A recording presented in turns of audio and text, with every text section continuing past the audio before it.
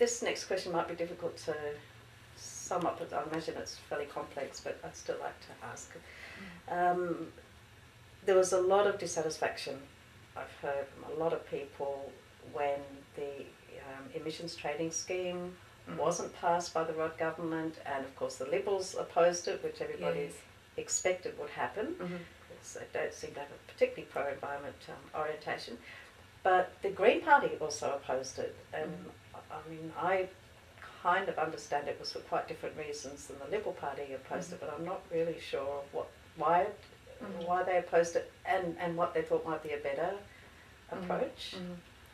Okay, well, I think it's good to clarify that, because I think a lot of pro-environment people were quite dismayed when the Greens didn't support the ETS as it stood. So they rejected it on a number of very well thought out grounds, which I'll attempt to summarise. Essentially, an ETS, or a cap and trade system, is aimed at reducing our carbon pollution. So that's the goal of it. The government set a goal of reducing our emissions by 5% by 2020.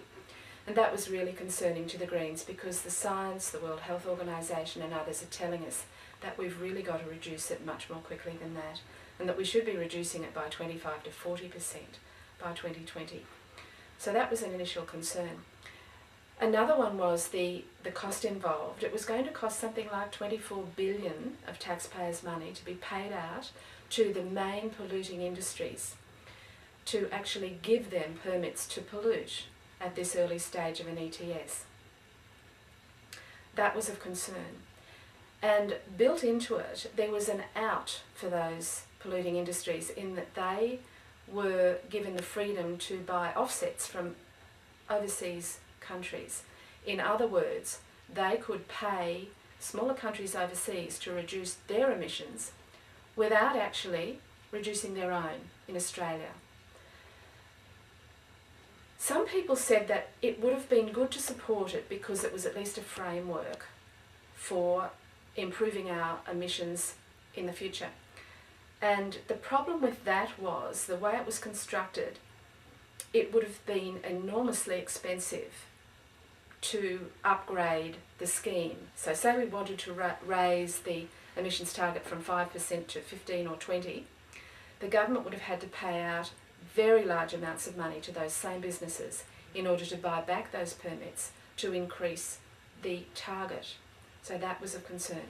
So the Greens overall said that the ETS as it stood, and particularly with the coalition amendments to it, really locked in failure.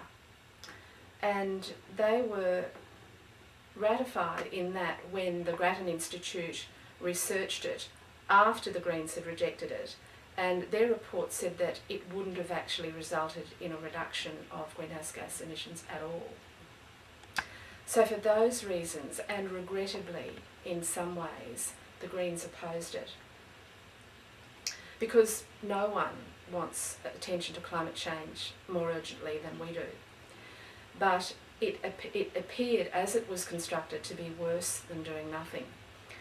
So the Greens, when they do object to a policy, think deeply about a better alternative, and they did come up with what they call a Safe Climate Bill, which provides an alternative. And it's worth having a look at. There's detail to it on the site, the website.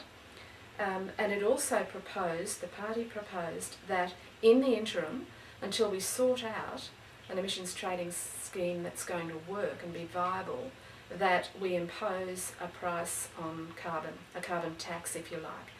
And the Greens Party proposes a $23 a tonne tax on carbon, which could be implemented virtually straight away, so that would actually create an income from the polluters, rather than paying out vast money to the polluters while an ETS is being nutted out. Thank you, that makes a lot more sense.